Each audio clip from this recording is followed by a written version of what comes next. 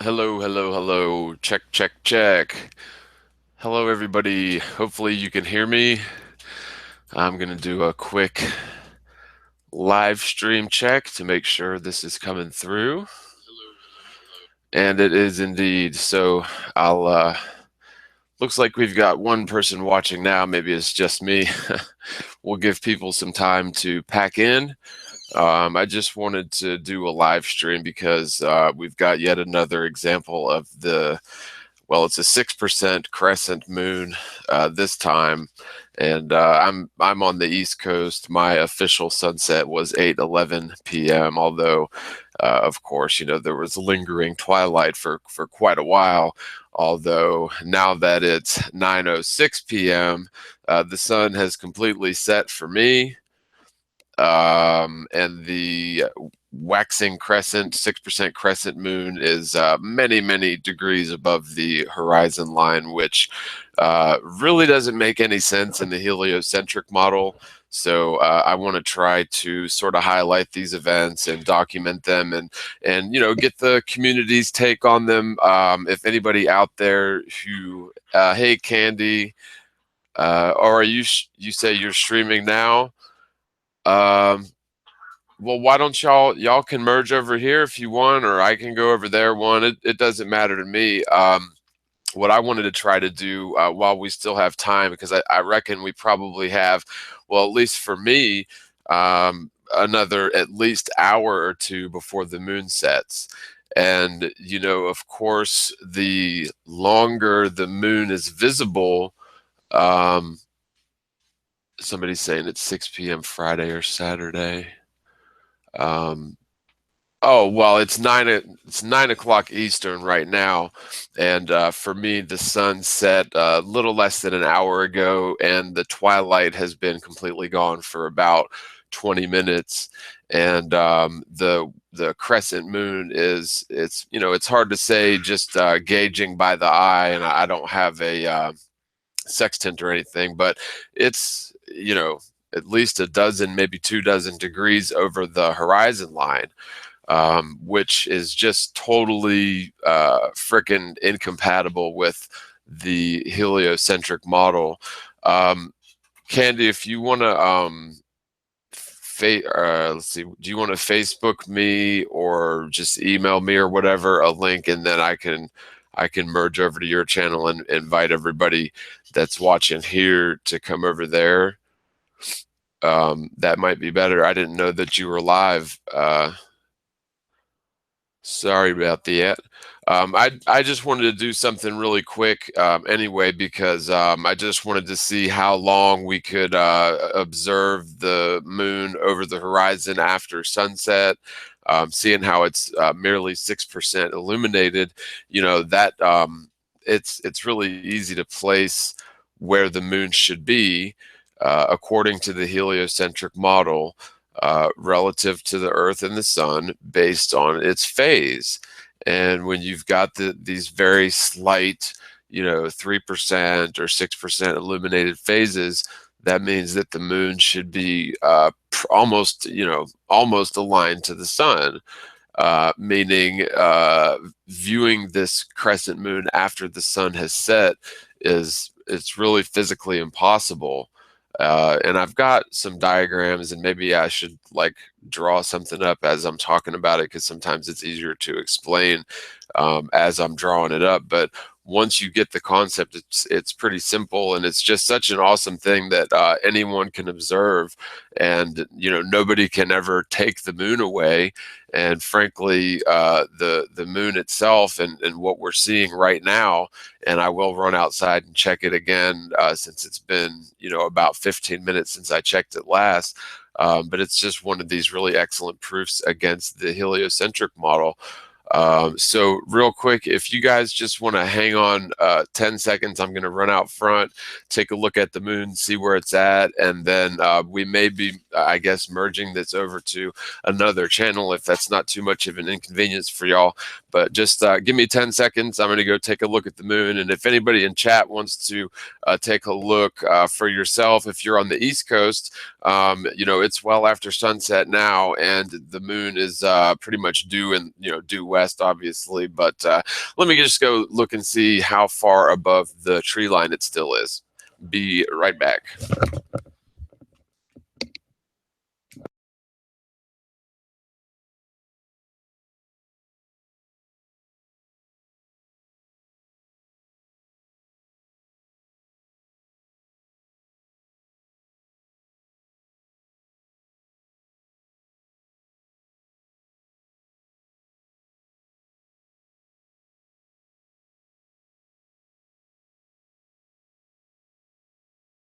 Yeah, so I just went outside and checked, and that thing is still way up there, way above the tree line. There's not a trace of, twilight. The sun officially set at 8:11 p.m. for me, and so the dang sun is definitely well beyond set, which means, my line of sight towards visible space should be, a tangent to the curve of the Earth. And once we've sort of rounded that bend of Earth curvature, hypothetically, according to the heliocentric model, then there's no way we should be able to get a line of sight towards the moon above the horizon. The moon should be below our feet, technically, through thousands of miles of spherical Earth, or at least many hundreds of miles of Earth curvature at this point, and yet the moon is plainly visible overhead. So let me check my Gmail real quick, because we will just maybe merge this over to another hangout session real quick if I can get on that. But if anybody out there has a decent camera that you're able to live stream from, like I would do it from my smartphone, but the moon literally doesn't show up at all. That's how crappy my camera is on my phone. So if anybody that's out there listening or on the panel with you, Candy, it'd be it'd be a great thing to live stream from if you've got a sort of high resolution digital camera. But I mean, anybody can go outside and take a look at this for themselves. Right now, the moon is again, it's a 6% illuminated, and right now it's many sorry, so Kimco says there's too many clouds. Yeah, it's many degrees above the horizon. And maybe I'll just go ahead and do a screen share, and if I can figure out how to do it, I will do a screen share and just sort of show you guys some images of what I mean here. So one of the hardest things to keep in mind, and let me just get a check and make sure I can see this on the live stream. So it's on a bit of a delay, so I will just double check. There it goes. Yeah, so that did work. All right, so one of the hardest things to keep in mind is the scale. Now, in terms of the distance to the from the Earth to the moon, this is about to scale, and of course the sun would be like miles away in this scale. That's just to kind of give you an idea of the sun. This right here, this configuration would sort of be a full moon configuration, and if you had the moon, over on this side, that would be the no moon configuration. And so the scale is sort of hard to wrap your brain around because it is so large, but when you look at sort of a diagram like this, it gives you a better understanding. So like, we're looking at a top-down perspective of the globe Earth hypothesis, where you've got no moon, where that's in alignment basically to the sun. You've got the full moon, which is in alignment to the Earth and the sun. And then these sort of crescent moon phases would be sort of sandwiching in the no moon phase. And when you go around this bend, according to Earth curvature, especially, an hour or 2 hours after sunlight, your line of sight becomes, like I said, a tangent to the curve of the Earth.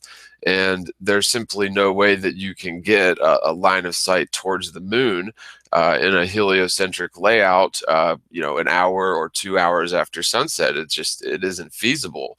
And that's even considering things like atmospheric lensing or gravitational lensing in quotes, because obviously, the moon, I'm sorry, the sunlight is actually claimed by scientists to have sort of a boost over the twilight zone, if you will, because of things like atmospheric lensing and quote unquote gravitational lensing. So the sunlight actually lingers around a bit longer than it should, due to the nature of the atmosphere and other things. And so once you've gone completely past sunset, now I'm not exactly at the equator, but the curvature of the Earth still applies. Once you get totally past sunset, it becomes very difficult, or actually impossible, to get a line of sight towards the crescent moon. So it is now 9:15. Here in about another, I'll stop screen sharing now too. Here in about another 10 or 15 minutes, I will stop screen sharing. I will go and check on the moon again, unless we're doing it from another hangout. But this is one of those things that anybody can see, anybody can document and verify.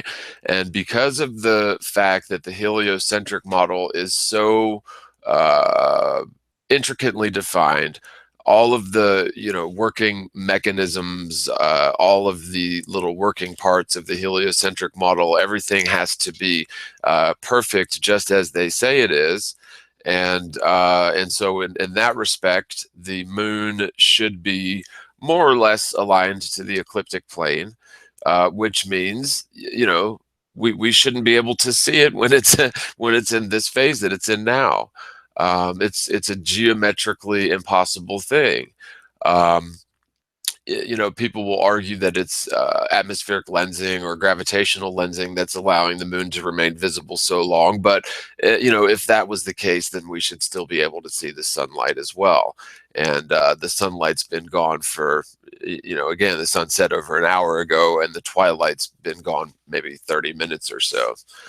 Um, so just taking a look at the chat.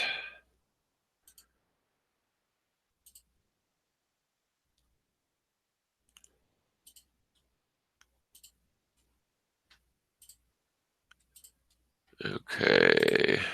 Sorry, y'all. You have to add 66,600 miles of speed, and then you can see it.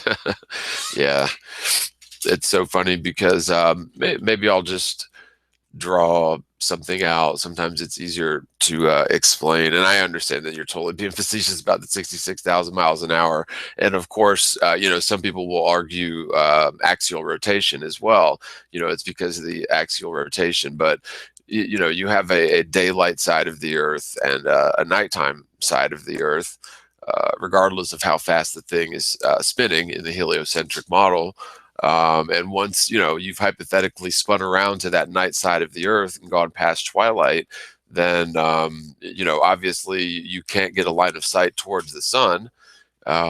You can't get a line of sight towards the moon for this long after sunset. So now it's 9:18. I'm gonna go. Okay, okay. Thanks, Candy. I'll check my Facebook wall here in a second. Let me go run outside and take a look at the moon, and then Candy, if you want to paste a link into the chat for your hangout, and then I guess I'll join you over there and I'll check Facebook. But give me 10 seconds. I'm going to go take another peek at the moon, and I might as well call it 9:20. Be right back.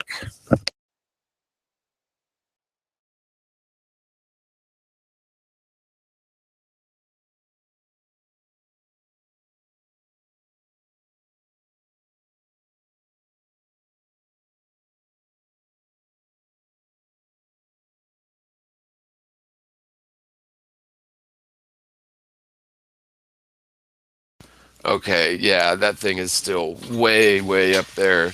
And of course, it doesn't move all that quickly, but to me, every minute that that thing remains above the horizon for, after sunset is just, it's just amazing. So, um, I'm checking my wall, checking my wall. Okay, so I'm going to sign in. Oh, wait a minute. I can't be signed into two Hangouts at once. So let's see.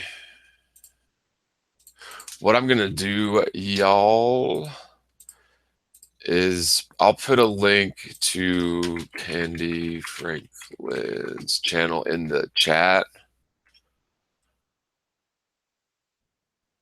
Or actually, I'll just put a link to the live feed in the chat. There's a link to the live feed. I'm going to migrate over there. I know that there's about 80 of you guys watching right now. I appreciate y'all popping in. And sorry for the switch up, but I didn't realize that Candy and her crew were doing a hangout. So instead of being all by my lonesome, I'll switch over there. Again, the channel name is Candy Franklin, and I just popped a link into the chat there. And I will be migrating over there here in just a second. So I'm going to go ahead and end this one now. And if you guys want to pop over to the other one, we'll continue the discussion, and maybe I'll have a chance to do a couple diagrams and keep a check on this moon until it is no longer visible. And of course, from where I'm standing, I've got about 3 or 4 degrees of tree line that obscures my horizon. So the moon actually sets for me prior to when it would actually set according to the horizon because of that pesky little tree line. So without further ado, I will pop off of this one and pop on to the other one. You guys have the link there to Candy Franklin's channel, and I shall see you on the other side. Cheers.